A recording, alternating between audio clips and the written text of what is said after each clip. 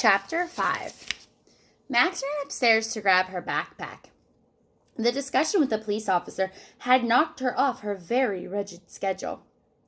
She had to force herself to stay organized, not always easy when you're absent-minded and prone to what Mr. Kennedy called too much daydreaming. He thought you should only dream when you're asleep. You know, night dreaming. But Max didn't have a mother or a father to tell her when it was time to wake up, go to bed, do her homework, eat her vegetables, turn off the TV, or hurry because she'd miss the subway if she didn't. Max was completely on her own.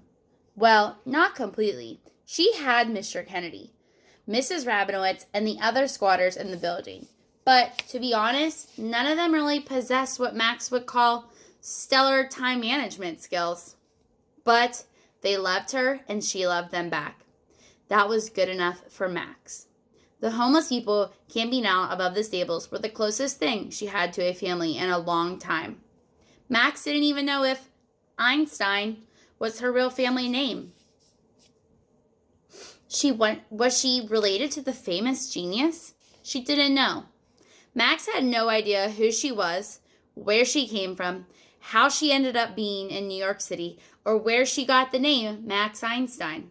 She'd like to think of it as the one great mystery in life that she couldn't begin to solve, especially not today.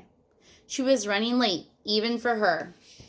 "Have a good day at school, Max," Mrs. Rabinowitz cried out as Max bounded down the staircase to the third floor. "Thank you. You sure you don't want half this bagel? It's got strawberry cream cheese." "No thanks, gotta run." She made it to the main floor of the stables. "Morning, Domino, Kit Kat, and Opie," she cried. The horses whined in their stalls and flicked their tails. "Keep making manure, guys," said Max. "One day, we're going to build that green gas mill." The day after I win the lottery, she thought. The horse stables were on the western edge of Manhattan, close to the Hudson River. Max had to dash 4 blocks east and a couple blocks south to take the downtown subway at West 50th Street and 8th Avenue.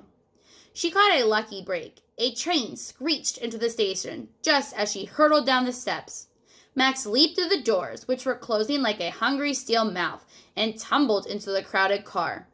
"Sorry," she said as she bumped into a clump of commuters clutching a pole. She had found a handhold just before the train lurched forward. When it did, she fell slightly backward because, of course, physics. Sir Isaac Newton, the granddaddy of modern physics, developed laws of motion, including the one that says a body at rest tends to stay at rest, even when a train accelerated forward. That's exactly what Max's body and all the other bodies crammed into the rush hour train did. When the train came to a stop, they all lurched forward because, by then, their bodies would be in motion, tending to stay in motion. While the subway car rocked south at 30 miles per hour, Max observed a fly zipping through the air, headed north. "How fast is that fly flying?" she wondered, with a grin. "It's all relative, of course." That was one of Albert Einstein's most famous ideas, the theory of relativity. How fast the fly was flying uptown on a subway car hurtling downtown depended on how you measured things. It was all relative to your perspective. The fly was simultaneously going 5 miles per hour in one direction and 25 in the other. Someone standing in the subway tunnel as the train rumbled past, a very dumb idea, especially for a scientist, would measure the fly's speed as moving south at 25 miles per hour. But inside the car, Max perceived it as moving 5 miles per hour north. Until a big guy 2 poles up plucked the poor little bug out of the air in mid-flight and smushed it.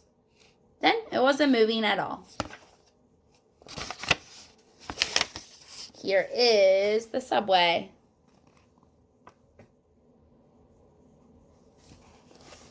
That's the end of chapter 5.